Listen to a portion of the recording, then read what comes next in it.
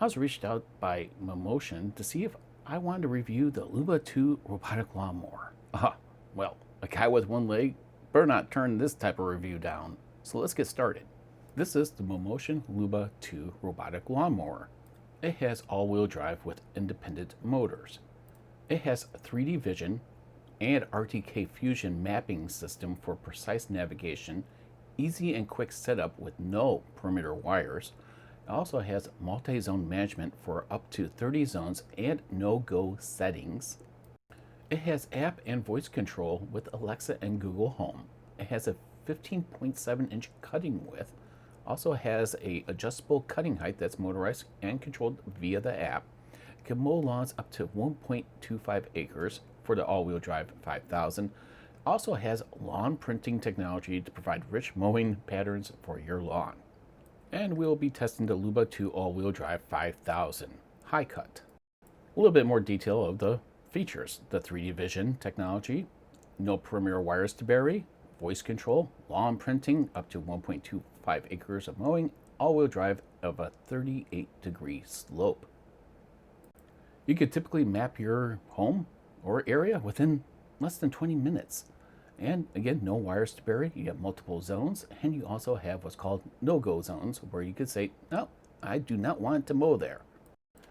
This is four-wheel drive, and each wheel has its own motor and can be driven independently. There's two versions of this mower, standard version and high version. The front wheels have Omni wheels that could make it turn 360. The Luba has 8 cutting blades on 2 discs. You could also just do patterns versus other mowers that just bump and go. Pretty cool. The Luba 2 will also return to the dock when it needs to be recharged or once the process is done. And it will definitely pick up right where it left off if the battery needed to be charged. The Luba 2 uses enhanced RTK signal coverage, which means that it ensures centimeter level accuracy with an enhanced signal coverage, and the range is up to 3 miles. The Luba 2 has several advanced obstacle avoidance systems, such as a front bumper, so if it bumps into something, it'll move around it, ultrasonic radar, and binocular vision that can see things and then move around them. Now, if you're worried about theft, well, it has you covered with app notifications in case if it's moved. You have GPS tracking, ownership authentication, so it is tied to you, geofenced alarm, and AirTag compatibility. So your Luba 2 is pretty safe from theft. Now, believe it or not, I really do like making unboxing videos, but they do get tedious and repetitive, especially when the manufacturer does a much better job than what I can do. So I'm actually going to refer you to MAMMOTION's setup guides here. They literally have everything covered here, from the unboxing to the assembly of the Luba 2.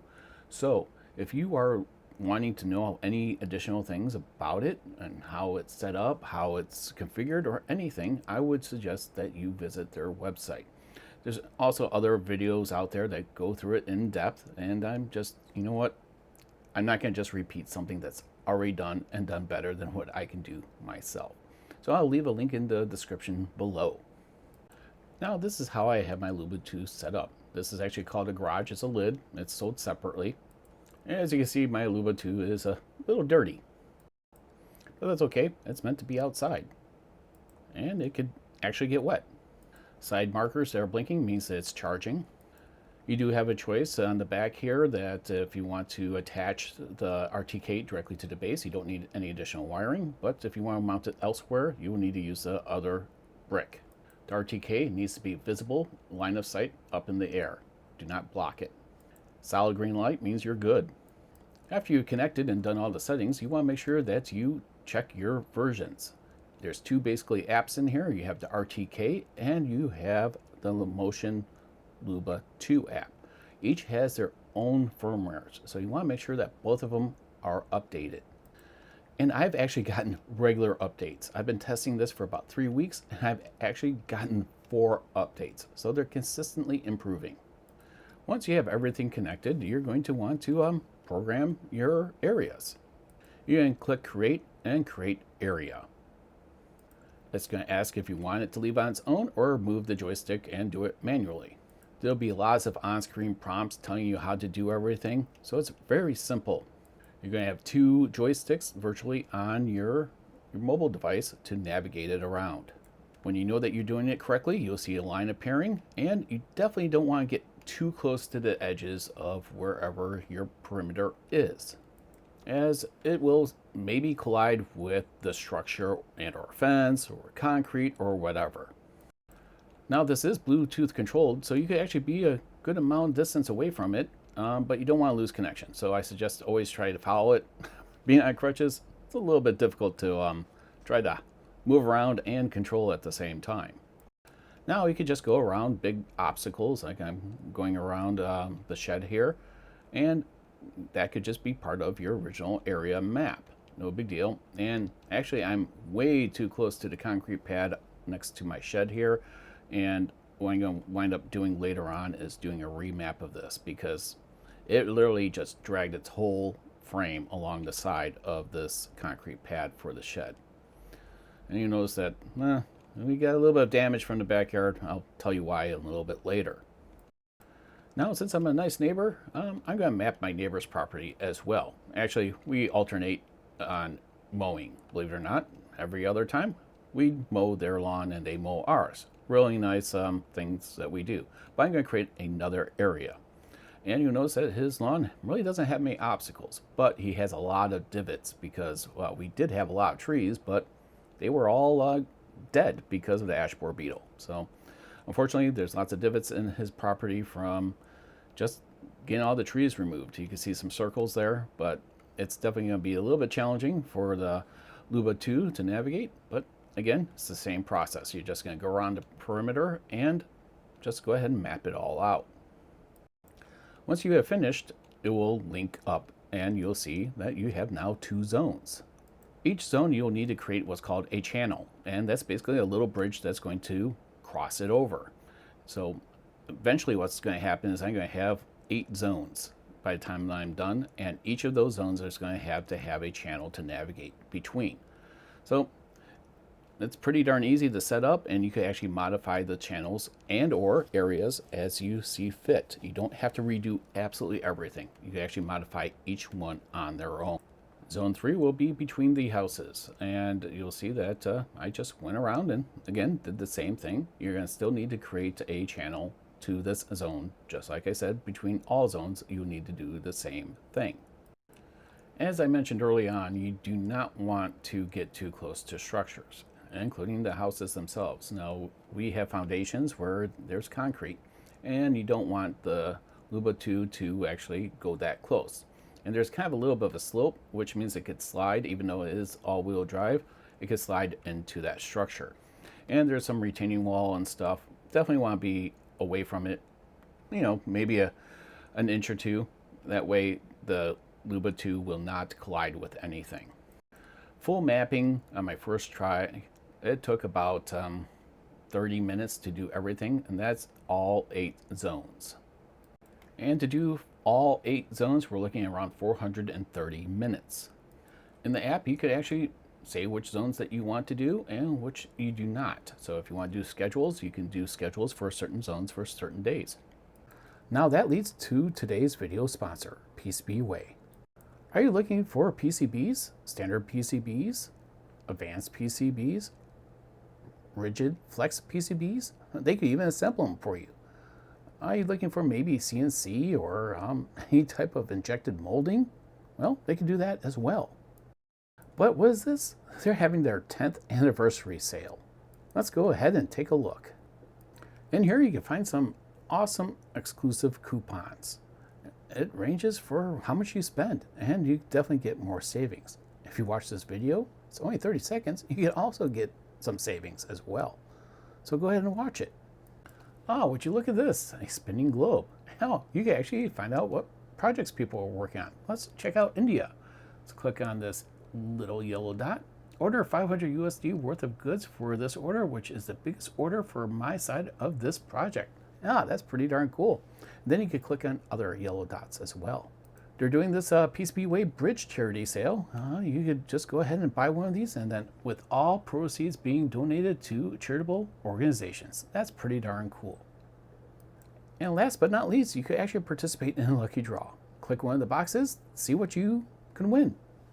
Happy 10-year anniversary, PCB Way, and thank you for sponsoring today's video. Now, especially on our block, we've had some really bad weather. Tornadoes have touched down not far from us, and we've had some extensive damages to our homes and fences. So there'll be some materials around the properties. So please be mindful when you watch this video. So on top of replacing the fence and other things, we are demolishing a concrete pad on one side of the deck and demolishing the deck and expanding the deck where you see the dirt where the lawnmower is stored. Yeah, when I send the drone up in the air, my property definitely won't look that great. And on top of that, our grass really sucks. Yeah, look at it. It's just absolutely horrible. It just has a mixture of everything in there, and I think we have more of everything else but grass. But that doesn't matter anymore, because you know why? I get to watch a robot work. I could just pull out my chair, my cooler, throw a few frosty beverages in the chair, sit back and relax. And you know what? Maybe just throw a fan on the chair so that way it can stay nice and cool as I watch a robot do the lawn. The last time that I took out my Mavic drone was to do the driveway video. And that was just to show people what was being done. I got lots of grief about it. How dare you watch someone else work? I'm wondering, am I going to get the same type of ridicule that I got in that video by watching a robot work? I don't know, but we will see. Now, you will definitely need to use trimmers and stuff because you will not be getting close enough to obstacles with the Luba 2. So just be warned that that's going to be inevitable. You have no choice. Unless you have an open area and you really don't have any obstacles in your way. The lawn was rather thick because we had basically 2 weeks of rain, and this was a result. And you know what? It's doing a pretty good job. This is doing a 3-point turn, and that actually is supposed to be a little bit more gentle on the lawn versus just a regular turn. But it makes the job go a little bit longer, and it eats up the battery a little bit more. Definitely not a perfect lawn by any means. You can see where the pool was right there. Now at the bottom of your screen, and to the left right there was our garden. So yeah, when you're looking at it not from an aerial view, it looks like a decent lawn, but when you go up from the sky, wow, it looks like crap. So again, you can see how long the grass is. This is now on my neighbor's side. And hey, you can even do the front camera view if you so choose to watch it mow. I think that's pretty darn cool. In the software, you control if you want the perimeters to be done first or if you want it to be done last. I do the perimeters first at 3 passes, and then I decide to do lines at an overlap of about 10 inches. That way it could just, actually spend less time doing the overlaps, and that's actually determined pretty good with all my testing. It'll first do one way, one direction, and then once it's done with that direction, it'll go and do a opposite direction. So this is actually the chessboard style, and you could do diagonal or another type of way as well, all in the software.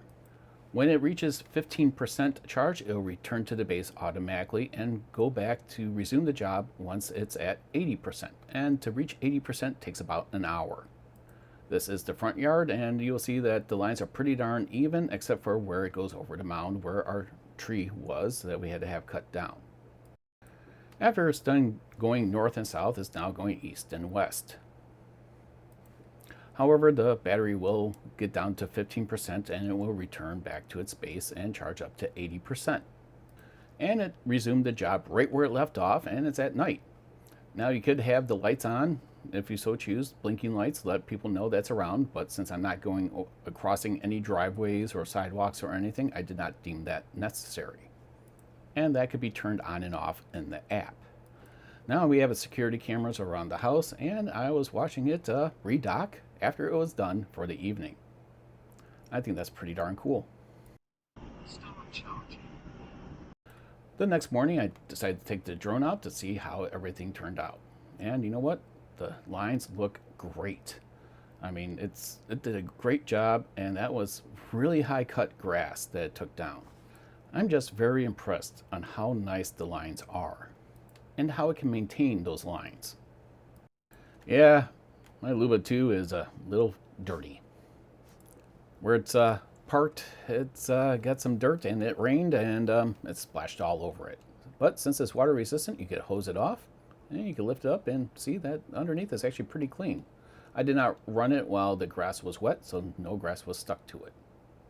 I added some soap to a microfiber cloth here and I got it wet. I'm just go ahead and using it to wipe it all down.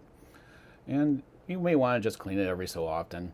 It's a pretty nice looking machine and I like keeping things clean. And then once you're done, you just go ahead and hose it off.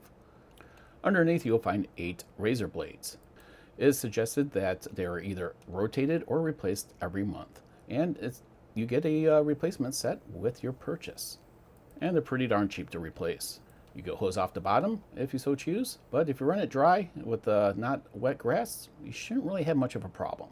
There's also a rain sensor on top that will stop and return, if you so choose, the Luba 2 back to its dock if it rains. Now you can do yard art, and I am choosing to do text. Now it only does in capitals, it will not do lowercase, and the problem here is I just don't have a big enough yard to do more than a 4-letter word. And there's lots of 4-letter words, but I chose bear instead. Now you can resize, rotate, and there's also some little icons that you could choose. And I'm going to just place this in his yard, and we're going to mow. Now the problem is well, the grass was already short because I already mowed it. And when this feature went live, yeah, you can't really see it. So if you're going to do yard art, you're going to want to make sure that your grass is pretty tall, or you just let it mow with that yard art in the app for the duration. And then basically what it does is it just doesn't mow where that yard art is. So just keep on mowing the perimeter of it, and then after a week or two, you'll start to see it appear. I'm planning on keeping the word bear in his yard for a number of weeks so I can actually see it later on. But as you can see with this flyover here, the Luba 2 does such a great job. I mean, from the street, the lawn looks fantastic. From the air, yeah, it's pretty embarrassing to see how bad both of our yards are. But you know what? The weather that we've been having and lack of maintenance definitely plays a role. Again, when you are setting obstacles and when it goes around things, you're going to need a trimmer. And it's just, you just can't get around it unless you don't have any obstacles. So keep a weed eater or something available to do some cleanup work. And beware of other things, like right here, we got roots coming out of the ground with this tree. Make sure that the lawnmower can go over it without damaging the blades, or you set it higher for that cut area, just to avoid that. Now, this is actually the only tree on our property, and it's actually the village's tree, but you can see that it has branches and stuff. You want to pick up even these littlest branches just so it doesn't damage the blades underneath. There are small blades, so they could get damaged real easily. And another thing, yeah, you may want to make sure this is picked up, because yeah, you don't want it to run over that. Now that will make it for a crappy cleanup job, for sure. Now I've had a very positive experience with the MAMMOTION LUBA 2. It just worked out of the box, which is all that I could ever ask for in a product. Now it does take about 2+ hours to bring it to 100% charge from practically dead, but then if it's going from 15% to 80% charge, it will do it in about an hour. So it will redeploy once it reaches 80% all on its own. Now to mow both properties, it would take about, 430 minutes. Again, this is all unattended. You are just letting the robot do its work. So half the day for it to do it, unattended, you know what? I'm for it. So if you're looking to purchase, affiliate links will be down below. It helps support the channel and it adds no additional cost to you. I truly appreciate you tuning in to Tripod's Garage. Please have a wonderful day, evening, or weekend, or whenever you decide to watch this video. Thanks again for tuning in, and we'll catch you again on Tripod's Garage.